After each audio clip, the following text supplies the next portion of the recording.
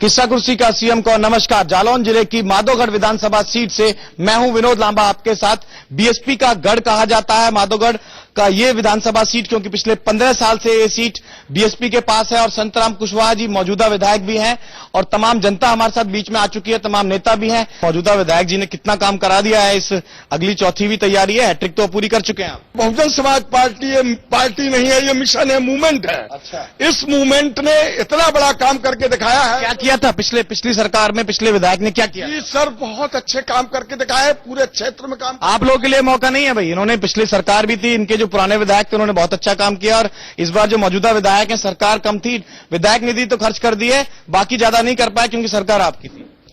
Bahujan Samaj party ने माधोगढ़ विधानसभा से 3 बार seat जीती जी, फिर भी उसने यहाँ कुछ नहीं लिया। इनके पुराने जो विधायक जी थे, आज भी इन्होंने जो सरकारी टिब्बे नलकूप लगवाए हुए थे वो बिना सफेद हाथी बने हुए खड़े हुए हैं। उनका विद्युत कनेक्शन आज भी संयोजन नहीं हो पाया है। उनके लिए माननीय सांसद जी ने अपनी निधि से धन देने के लिए इस बार प्रस्ताव किया है। यहाँ 6-33 केवी सब स्टेशन स्वीकृत कराए हैं दीनदयाल ग्राम ज्योति योजना के अंतर्गत, लेकिन कार्यदायी संस्था राज्य सरकार द्वारा अभी निर्धारित न होने के कारण वह काम पूर्ण नहीं हो पाया। माधोगढ़ विधानसभा का जो क्षेत्र है, यहाँ का मुख्य जो कृषि है गन्ना है और यहाँ पर गन्ना पेराई के लिए एक मिल थी जो 89 से बंद पड़ी हुई है। सबसे तमाम सरकार आगे, वर्तमान में भी पूर्ण बहुमत की सरकार है, इसके पहले भी पूर्ण बहुमत की सरकार थी, लेकिन यहाँ के किसानों के लिए कोई भी किसी ने भी प्रयास नहीं किया। हमारे यहाँ जो रूरा बांग्ला से रूरा तक का रोड वो नहीं बन पाया, 4 किलोमीटर का, किसी की भी सरकार हो।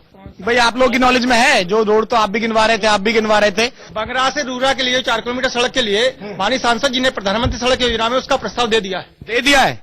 डेडलाइन है कुछ उसकी? जी, डेडलाइन है, कब तक बन जाएगा? डेडलाइन एक बरसात के बाद कार्य प्रारंभ हो जाएगा। माधोगढ़ विधानसभा में 4 गांव ऐसे हैं जो कि 8 महीने माधोगढ़ विधानसभा से कटे हुए रहते हैं। किस वजह से? बारिश की वजह से, पानी से? पानी की वजह से। तो पहली बात तो इन लोगों से पूछना चाहता हूं, वो 4 गांव कौन से, इन्हें क्या मालूम है? चलो भाई, बहुत अच्छा सवाल है। अगर हैं तो उनके लिए क्या काम किया गया? ठीक है भाई, बहुत अच्छा सवाल है और तीनों पार्टी से है। प्रारंभ से आ जाइए, हम आपसे आ जाते, क्या हुआ? तो आपको नहीं पता है, आप बताइए।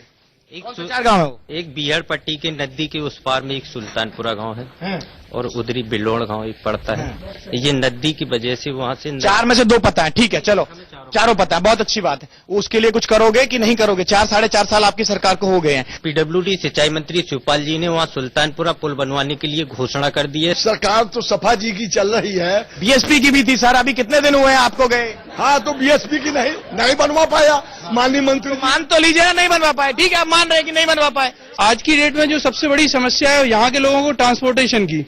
4 बजे के बाद ये तहसील मुख्यालय है, यहाँ से आपको जिला मुख्यालय जाने के लिए कोई साधन नहीं है, उरई जाने के लिए।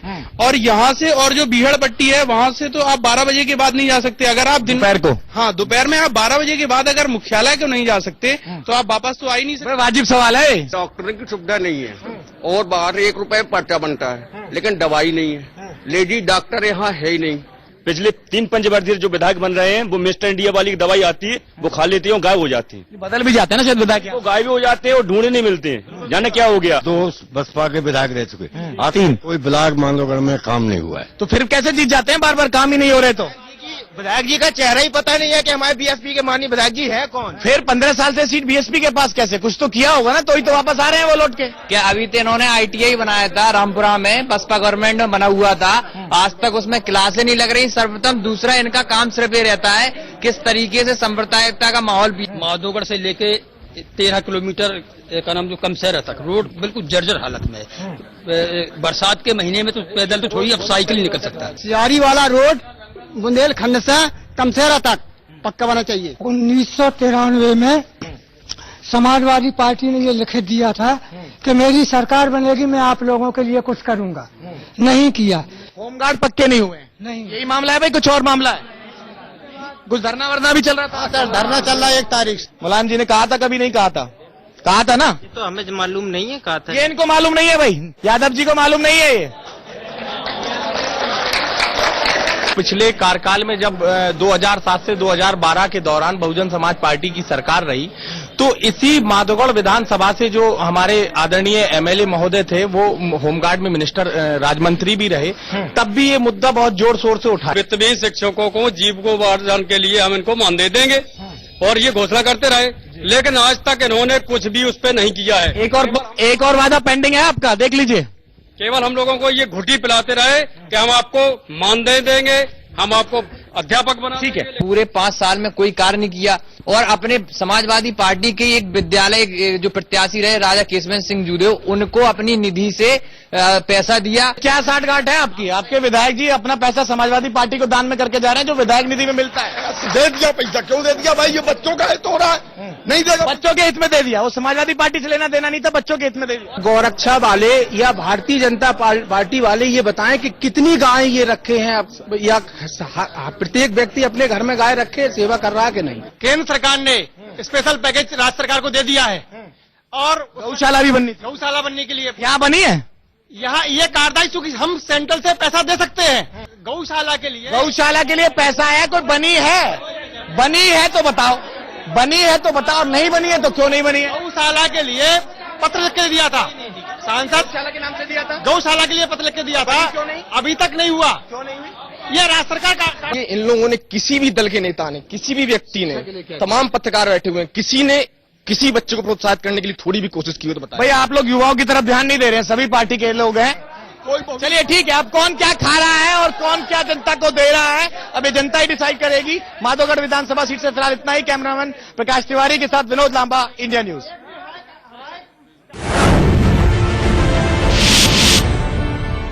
किस्सा कुर्सी का सीएम कौन? नमस्कार। जालौन उरई विधानसभा सीट से मैं हूं आपके साथ विनोद लांबा। ये सीट रिजर्व सीट है और फिलहाल दया शंकर वर्मा जी समाजवादी पार्टी के यहां से मौजूदा विधायक हैं। इससे पहले ये सीट बहुजन समाजवादी पार्टी के पास थी।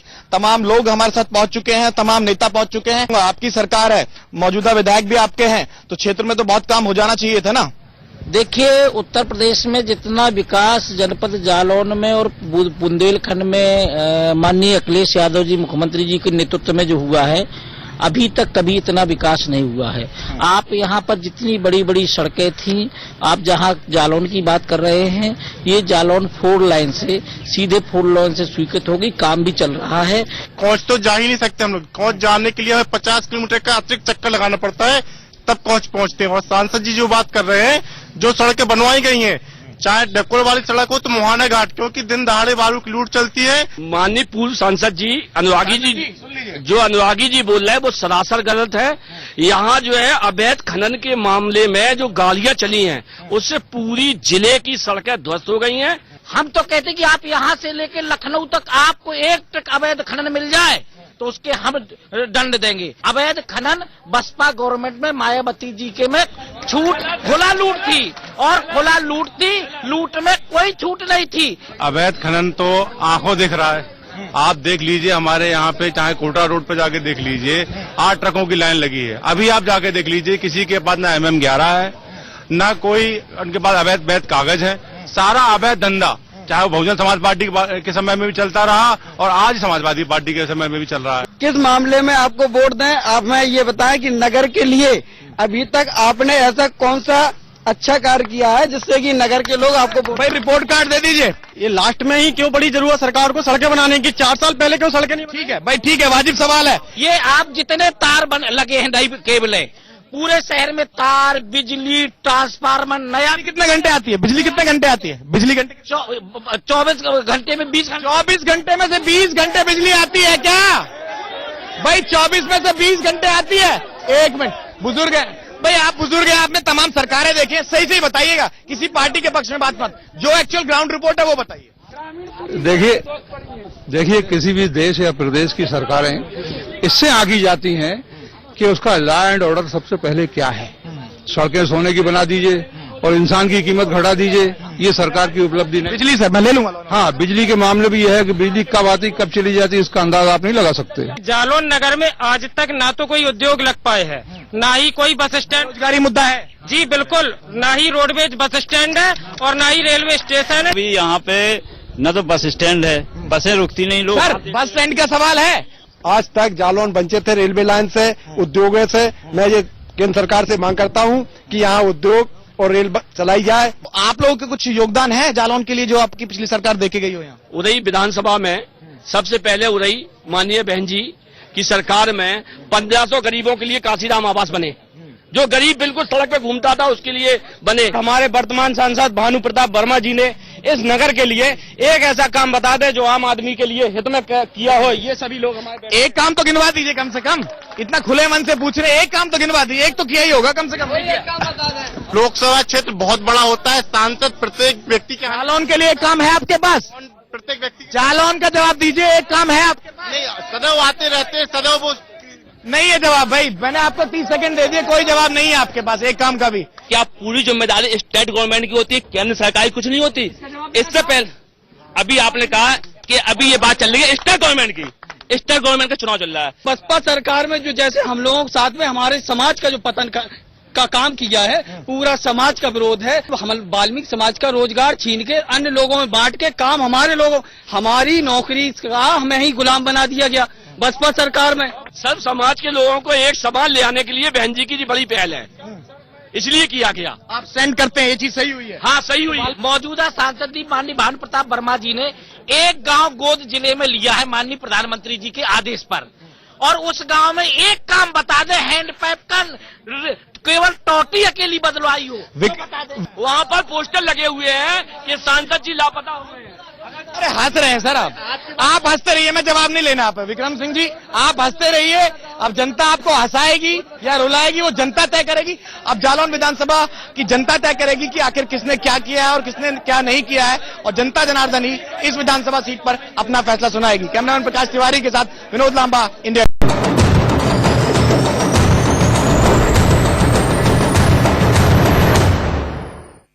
नमस्कार, मैं हूं विनोद लांबा और आप देख रहे हैं किस्सा कुर्सी का सीएम कौन। झांसी जिले की मऊ रानीपुर विधानसभा सीट से आज ये मंच हम पहुंचे हैं उस नगरी में जो राजा भोज की नगरी कही जाती है। और एक कहावत आपने जरूर सुनी होगी, कहां राजा भोज और कहां गंगू तेली। तो ये जानने की कोशिश करेंगे कि राजा भोज और गंगू तेली की जो कहावत थी इस नगरी में वो सार्थक है कि नहीं है। मुझे थोड़ा सा काम गिनवा दीजिए। आप लोग पावर में है, सत्ता में, और 2017 में जब जाएंगे तो रिपोर्ट कार्ड लेके आपको ही जाना होता है। आजादी के बाद से इतना विकास कभी मऊरानीपुर की विधानसभा में किसी पार्टी ने नहीं कराया है। और इसका प्रमाण है कि डॉक्टर रश्मियार जी ने पूरी बुक छपवाई है। ये आपका रिपोर्ट कार्ड है? रिपोर्ट कार्ड है। मऊरानीपुर से लेके गुरसाण तक की जो जीर्ण शीर्ण हालत की सड़क थी, 143 करोड़ की लागत से उस सड़क का निर्माण हुआ है। वो सड़क 100% बन चुकी है। ये रानीपुर टेरिकॉट जो काफी दूर दूर तक फेमस था और दिल्ली मुंबई तक ये कपड़ा जाता था, आज वो टेरिकॉट जो कपड़ा होता है, जो कपड़ा, लेकिन सरकारों की उदासीनता के कारण और यहाँ के जनप्रतिनिधियों की उदासीनता के कारण आज वो खत्म होने की कगार पे है, लगभग खत्म हो चुका है। और जो भी उसके हथकरघा जो चलाते हैं वो आज साइड इफेक्ट ये हुआ है कि लोग पलायन कर रहे हैं, मजदूरी पर उतर आए हैं सामने। मऊरानीपुर का हैंडलूम उद्योग खत्म है। यहाँ यूपका और यूपी हैंडलूम की दो बड़ी संस्थाएं थी जो बुनकरों को। कब बंद हुई वो? ये 89 के बाद 91 और 92 में जब से कांग्रेस की सरकार गई, अब गए उद्योग बंद हो गए। जी, यूपका और यूपी हैंडलूम यहाँ का गवाह है। टेरिकॉट उद्योग जो बंद हुआ है, मात्र बिजली के जो यहाँ पे देन थी, मतलब जो उद्योग चौपट हुआ, बिजली के कारण चौपट हुआ। अच्छा, बिजली नहीं आती? बिजली नहीं, यहाँ पे जो चौपट हुआ था, बिजली नहीं आने के कारण यहाँ पुनः इस उद्योग को स्थापित करने के लिए और बहुत सारा पैसा दे, उनके प्रतिनिधि मीटिंग आके ले चुके हैं। बैठे हैं के साथ हमारे? अब यहाँ तो नहीं आए हुए हैं भाई। उमा भारती जी झांसी की सांसद हैं, बड़ी नेता हैं मोदी सरकार में, और जो बीजेपी के नेता हमारे साथ बैठे हुए कह रहे हैं कि भाई उमा भारती के जो प्रतिनिधि हैं, सांसद प्रतिनिधि, वो कोशिश कर रहे हैं। आप लोग की जानकारी में आई उनकी कोई कोशिश? आई कोई कोशिश? अच्छा, उमा जी आई है क्या? उमा जी आई है? उमा जी आई है? उमा जी आई है इस इलाके में, बड़ी नेता है। कि जो फिक्सेशन देने का काम माननीय मुलायम सिंह यादव जी ने किया, उसी वजह से यहाँ पे पलायन रुक गया है। इसके लिए पलायन रुक गया है, ये इंपॉर्टेंट बात है। पलायन रुक गया है क्या भाई? यहाँ पे पलायन नहीं हो रहा, अब यहाँ पे नहीं हो रहा पलायन, यहाँ पे कोई पलायन नहीं है। गमछा बन रहा है, बुनकर गमछा बना रहा है। ये कब से बनना शुरू हुआ है? ये उसी वक्त से जब से ये फ्री कनेक्शन हुए हैं 38 रुपए महीने के हिसाब से, तब से गमछा बराबर बन रहा है मऊरानीपुर में। अब टेरिकॉट और पलायन बंद है। आज चूंकि रानीपुर टेरिकॉट का कपड़ों का क्रेज नहीं रह गया, शूटिंग एंड शर्टिंग का। सही बात है जी, मुद्दे से भटकाव मैं किसी राजनीतिक दल से नहीं हूँ। एक्चुअली में आज रानीपुर में वो तौलिया बन रही है, पूरे भारतवर्ष में रानीपुर का नाम है। तो कब से बननी शुरू होगी तौलिया और जो गमछा इन्होंने कहा? 4 साल से, जब से माननी बंद तो रही शुरू से, लेकिन बीच में बिल्कुल डाउन हो गई थी। लेकिन 3-4 साल में भाई कुछ ट्रैक पे लौटा दिया इन्होंने, कुछ लोग कह रहे हैं ट्रैक पे लौटा दिया इन्होंने, ट्रैक पे लौटा दिया इन लोगों। मेरा एक प्रश्न है कांग्रेस के मित्र से कि माननीय प्रदीप जैन जी केंद्रीय मंत्री रहे, माननीय प्रदीप जैन जी केंद्रीय मंत्री रहे, मैं सीधा सीधा प्रश्न उनसे कर रहा हूं कि उन्होंने क्या किया, उन्होंने क्या किया? इस उद्योग धंधे को सबसे ज्यादा पलायन 55% पलायन केंद्रीय मंत्री। ठीक है, ये बुनकरों के दिल से पूछिए कि मऊरानीपुर टेरीकाट का कैसे पतन हुआ और किन लोगों ने पतन किया, ये बताइए। हमारे भारतीय जनता पार्टी जब 1992 सरकार थी तब भारतीय जनता पार्टी की तरफ से हर प्रकार की सुविधा कॉरपोरेशन के माध्यम से उनको बुनकरों को सहायता दी जाती थी। ये सारे जो मुद्दे हैं जो यहाँ से बुनकर पलायन किए हैं उसमें सबसे बड़ा हाथ है, यहाँ अपराधिकरण बड़ा है, अच्छा गुंडा टैक्स बड़ा है।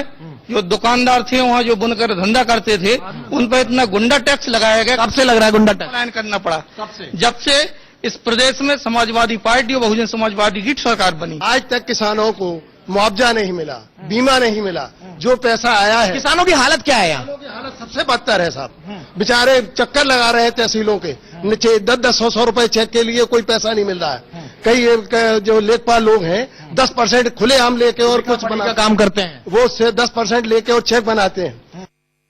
हमारा क्षेत्र का सांसद मऊरानीपुर में कभी नहीं आया है। भाई मऊरानीपुर में सवाल है ले लीजिए इनका भी।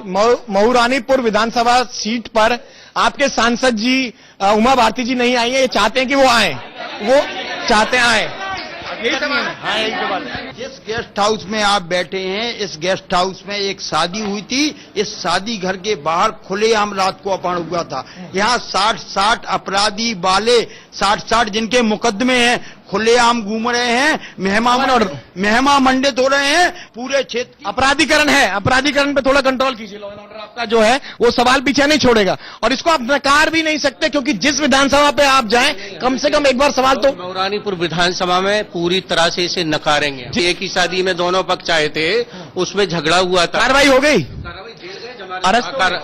अरेस्ट हो गए। मुकदमे उसके खिलाफ लिखे हैं जिसने अपहरण किया था, 60 मुकदमे लिखे हैं और बुरी हालत है और खुलेआम उन व्यक्तियों का ठीक है। अब ये मऊरानीपुर विधानसभा की जनता को तय करना है कि आखिर किसने कितना काम किया है और आखिर अवैध खनन है नहीं है, सांसद जी पहुंची हैं कि नहीं पहुंची है, समाजवादी पार्टी ने क्या किया है, बीएसपी ने क्या किया है और कांग्रेस के जो दावे हैं वो कितने जमीनी स्तर पे हैं या कितना आप लोगों को अट्रैक्ट कर पाते हैं, ये जनता तय करेगी और जनता के पास ये अधिकार होता है और जनता जनार्दन पर ही छोड़ देना चाहिए। कैमरामैन प्रकाश तिवारी के साथ विनोद लांबा, इंडिया न्यूज।